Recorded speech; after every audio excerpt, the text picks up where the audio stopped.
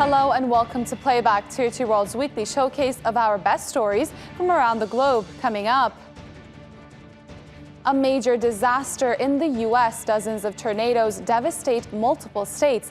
Kentucky is the worst hit. The Omicron variant is spreading across the globe at an unprecedented pace, yet we still don't know how dangerous it is.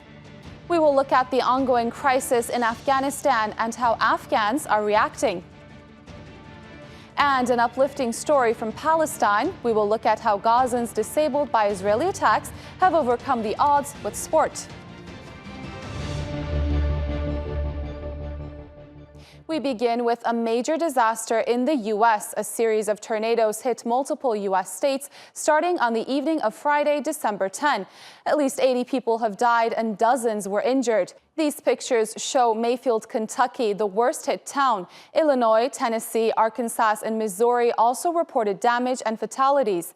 U.S. President Joe Biden visited Kentucky on Wednesday and promised the federal government will help rebuild devastated communities. The government's going to cover 100% of the cost. 100% of the cost for the first 30 days for all the emergency work, from clearing everything to every single cost the federal government's going to take care of. And it includes debris removal, cost of overtime and law enforcement, emergency service personnel, and shelter. Residents of Mayfield, Kentucky held a candlelight vigil for victims of the storms. Recep Erdogan visited the town and saw firsthand the destruction, but also how communities come together at a time of crisis. These aerial pictures are from Mayfield, the Kentucky town that bore the brunt of a string of deadly tornadoes over the weekend. Rescue crews are still searching for survivors as the rest of the town tries to clean up and save what's left of their belongings. Mary survived the disaster with her 2 dogs. She says she found shelter in this tiny hot water tank, waiting for nature's fury to take its course. It's just so overwhelming and devastating. But I tell you what, I don't never want to go through nothing again like this in my lifetime.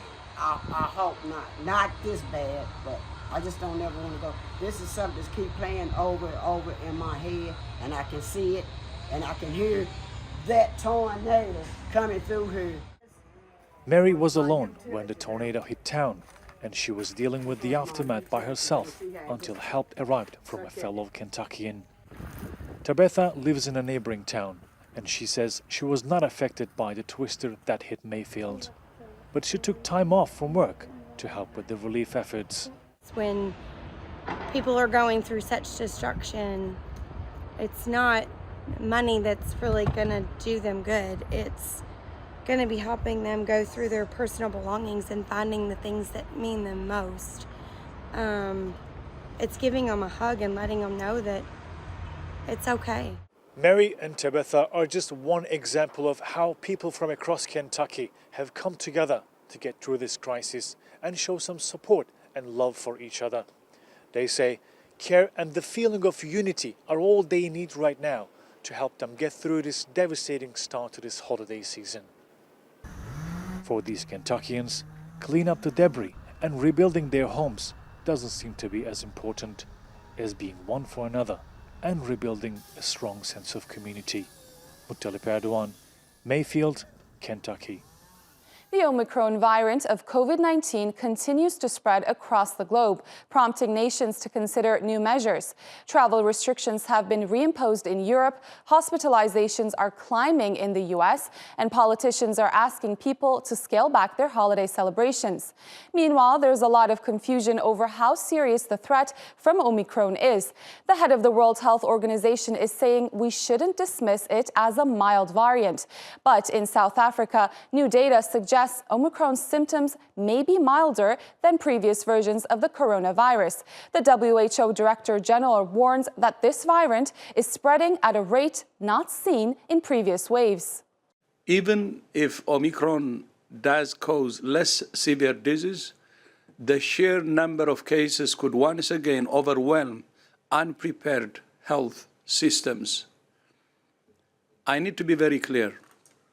Vaccines alone will not get any country out of this crisis. Countries can and must prevent the spread of Omicron with measures that work today. It's not vaccines instead of masks. It's not vaccines instead of distancing. It's not vaccines instead of ventilation or hand hygiene. Do it all. Well, Presidents Vladimir Putin and Xi Jinping have held a virtual summit where they hailed relations between their countries as an example of cooperation in the 21st century. The Russian and Chinese leaders have acknowledged the world is in a period of turbulence and transformation, promising strong mutual support for each other's core interests. They also spoke about trade and the pandemic. But just as important is what they've been saying to each other in private. Simon McGregor-Wood has this report. Both sides released their own short clips of the video call, showing smiling presidents reaffirming their countries' deepening friendship. Close coordination between Russia and China in their actions on the world stage and a responsible joint approach to solving urgent world problems have become a significant factor of stability in international relations. I would like to work together with you in comprehensively reviewing new achievements in bilateral relations this year, mapping out plans for further cooperation in various areas, and pushing the bilateral relations toward the direction of sustained, high-quality development. Russia and China are drawing closer together, finding common cause in their opposition to the United States and her Western allies. Off-camera, President Putin told his Chinese counterpart of the tensions between his country and NATO over Ukraine. The Kremlin later said President Xi was supportive of Russia's demands that NATO should limit its expansion. The chairman of the PRC emphasized that he understood Russian concerns and fully supported our initiative to develop certain security guarantees for Russia. China says it faces similar challenge in the Asia-Pacific region, where the US is strengthening alliances and naval presence.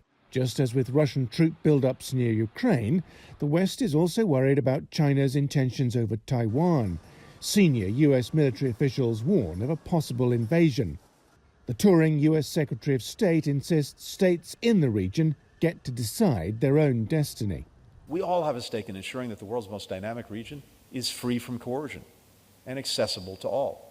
After Wednesday's call, Chinese state television said the two leaders agreed that certain international forces are interfering in the internal affairs of Russia and China under the guise of democracy and human rights. President Putin said he was looking forward to seeing Xi at February's Winter Olympics, an event some Western leaders are boycotting. The language is a reminder of the Cold War. So too are the signs of a world separating into two opposing blocs. Simon McGregor-Wood, TRT World. Over to Turkey now. The government has increased the country's national minimum wage by over 50%. It will come into effect on January 1st. President Recep Tayyip Erdogan made the announcement in Ankara. Bakanlığımız tarafından Within the framework of this recommendation from the ministry, we have determined the minimum wage. Accordingly, in 2022, the lowest figure of the minimum wage will be 4,250 Turkish lira. This figure will be higher depending on whether the employee is married and the number of children they have.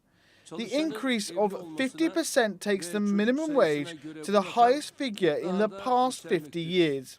I hope the new amount will be beneficial to our employees, employers, and our country. Turkey and Armenia have announced they will appoint special envoys to each other's nation to normalize diplomatic relations. Turkish Foreign Minister Mevlut Çavuşoğlu says Armenia is ready to start discussions without any preconditions.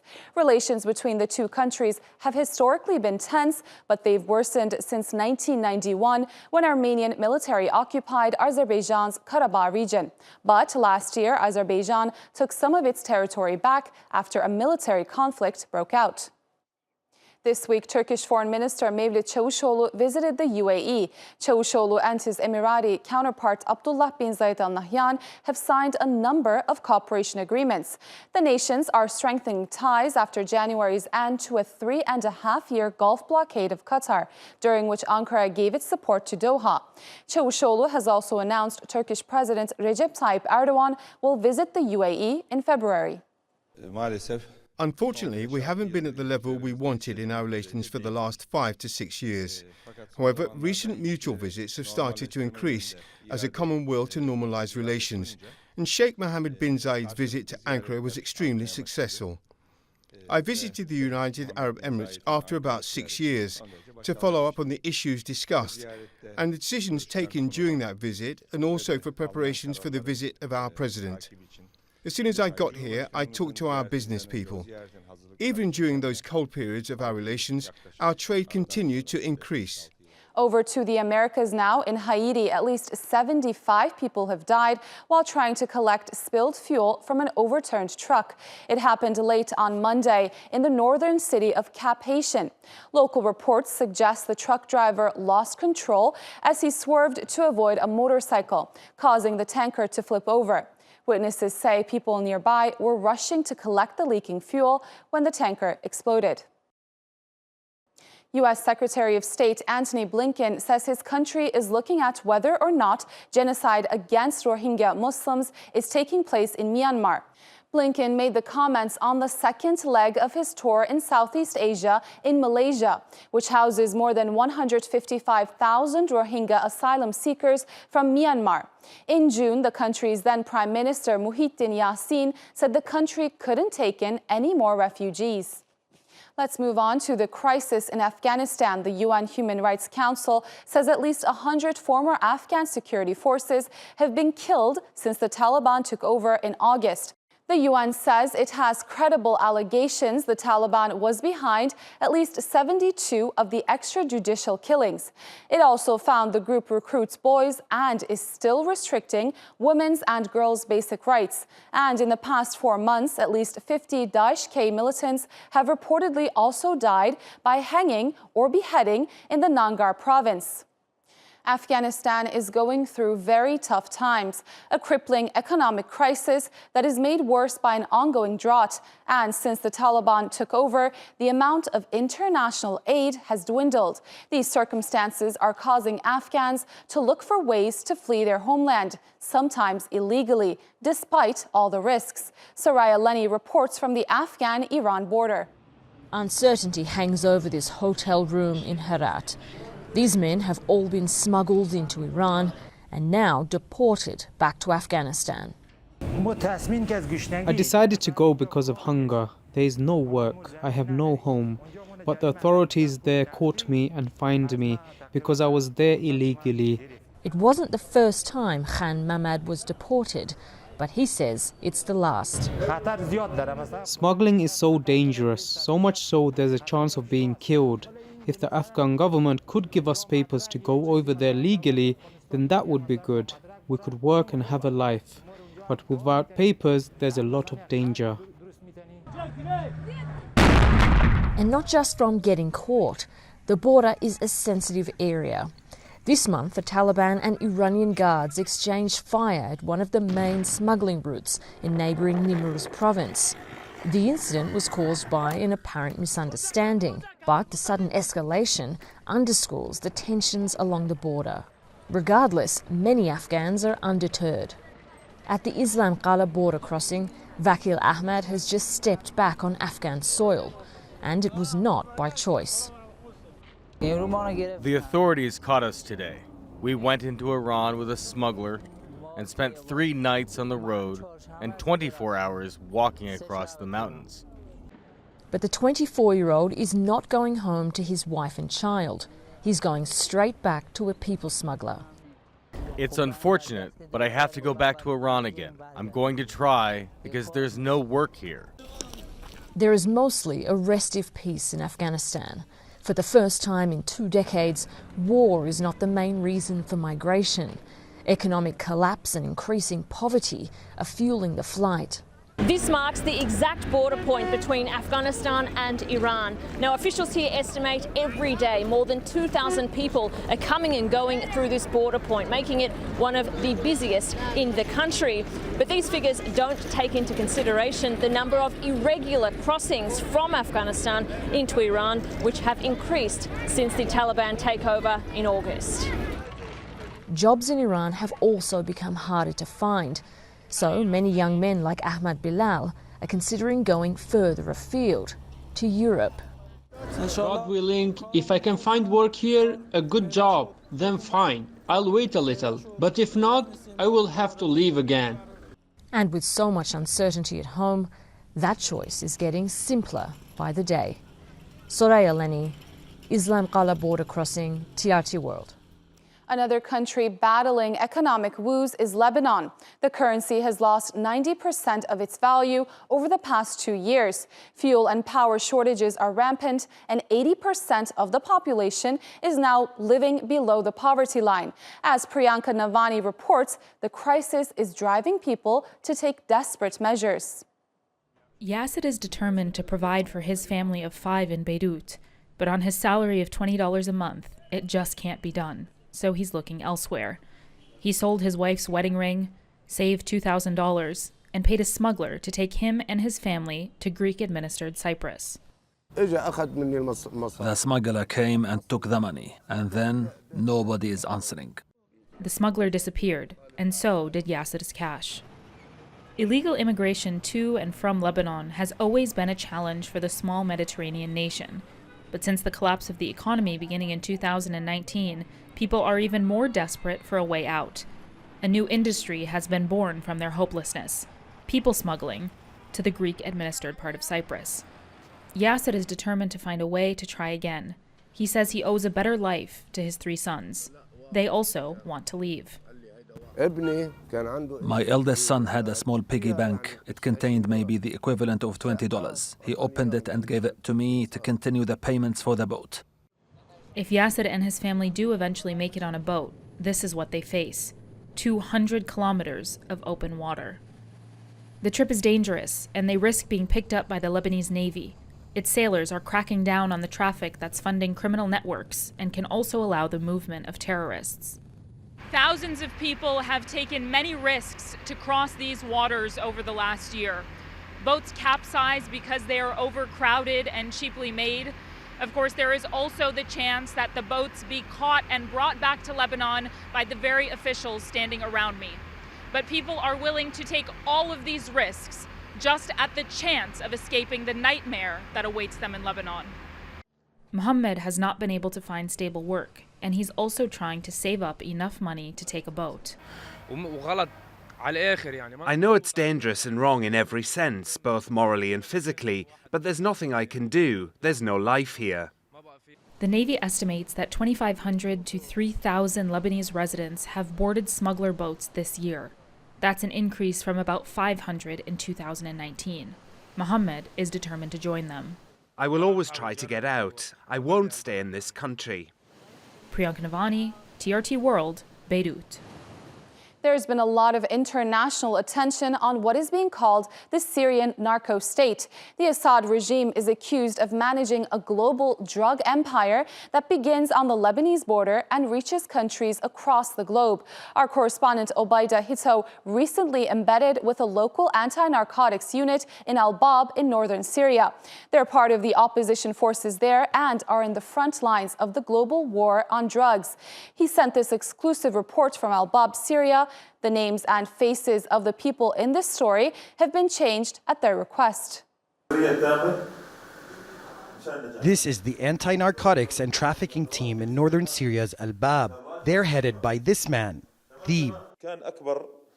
Our biggest bust this year was a shipment of 17,600 Captagon pills and 56 kilograms of processed cannabis from regime-controlled areas. We detained the driver, and during the search, we found the drugs in a hidden compartment in the trunk. Theeb says his team destroys the illicit product they find. They've received training from Turkish advisors and coordinate with local police and the opposition Syrian National Army. What we've discovered is that the regime and the PKK terror group are systematically purchasing weapons from opposing areas in exchange for shipments of drugs through local contacts. This way, they are weakening our ability to defend ourselves and spread the use of drugs among the youth. Team members rely on their relations with the community to intercept local drug dealers and smugglers. We're on our way to a location where suspicious activity has been reported. Police conduct operations like this regularly, seizing large caches of drugs and detaining suspected smugglers. Their ultimate goal is to stop the spread of drug use in opposition-controlled areas. These teams say they are the first line of defense against people in the drug trade. People are very happy when they hear that drugs are found and destroyed. The presence of drugs is very real here. But thanks to this team and help from civilians who reported suspicious activity, we are making progress in the fight against drugs. While at the scene, the anti-narcotics team stopped and searched 2 men. They found several grams of crystal meth and related paraphernalia. They say the amount suggests the suspects could be dealers linked to a larger network. Even if they're prosecuted and stand trial, smugglers' names and identities remain secret. This is because the intelligence they provide makes future anti-trafficking operations more effective. People detained for possession of drugs in opposition-controlled areas can receive 6 months or more of jail time for the offense. The deputy commander of the anti-narcotics team says intercepting street dealers and users are both valuable achievements. In general, whether we capture a user or dealer, we find out who they bought the drugs from, how long they've been buying from a dealer, and how long they've been using. With that information, we are able to detain more people involved in the illegal activity. Sakr says that interrogating smugglers over the past 3 years has shown him the regime's drug trade is a family business. We are sure, based on admissions from detainees, that the main source of drugs is the regime's 4th Brigade headed by Maher al-Assad. They bring the raw materials from Lebanon and then produce various types of drugs in cooperation with the Iranian-backed Hezbollah inside Syria. They are sending large amounts of those drugs to our areas. While Deeb's team is making progress in Al-Bab, they say they won't rest until they stop the regime's narco-trafficking in their community. Obeidehito, TRT World, Al-Bab, Syria. Repeated Israeli offenses have left nearly 7% of people in Gaza with some form of disability, including the loss of limbs. But one group of Palestinians is eager to show their resilience through sport. Nizar Sadawi has their story.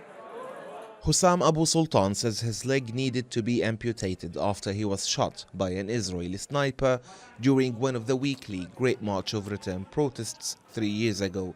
He is one of many proud Gazans who eventually became members of the first national amputee football team in Gaza, a program supported by the International Committee of the Red Cross.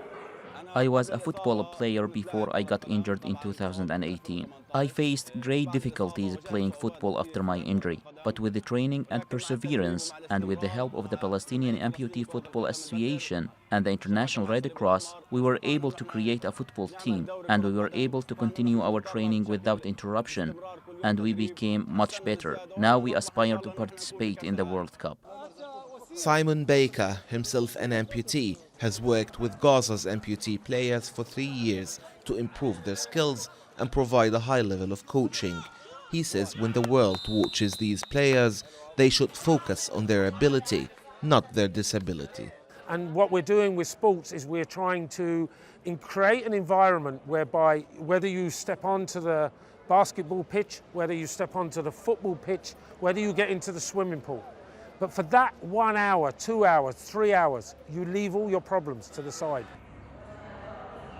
The ICRC say Gaza now has 200 players competing in wheelchair basketball, 80 playing on amputee football teams, 60 male and female players competing in table tennis, as well as amputee cyclists. Inclusion of people with disability in all aspects of life is the ultimate goal for the International Committee of the Red Cross. We have been working over the past 7 years with Gaza people with disabilities. Especially in Gaza, we have people who lost their limbs or have disabilities due to the conflict and other cycle of violence over the past decade and a half. No matter what difficulties life has thrown their way, these Gazans have overcome the odds and achieved greatness in their respective sport with crutches or from the seat of a wheelchair. The Palestine Amputee Football Association national squad was launched December 6 to coincide with International Day for People with Disabilities. The 20-member team will take part in the Asian Cup in late March next year and hopes to qualify for the Amputee Football World Cup taking place in Istanbul in October 2022. Nizar Sadawi, TRT World, Gaza. With its scenic route, Turkey's famous Eastern Express is back in service after being stationed for more than a year due to pandemic restrictions. It's a journey from Ankara across more than 1,300 kilometers of Turkish countryside. The train stops at a handful of locations to allow passengers to get off and explore parts of this vast and beautiful country that they wouldn't otherwise get to see. We will leave you with these pictures. And this rounds up your week of news on playback. Stay tuned to TRT World for the latest stories.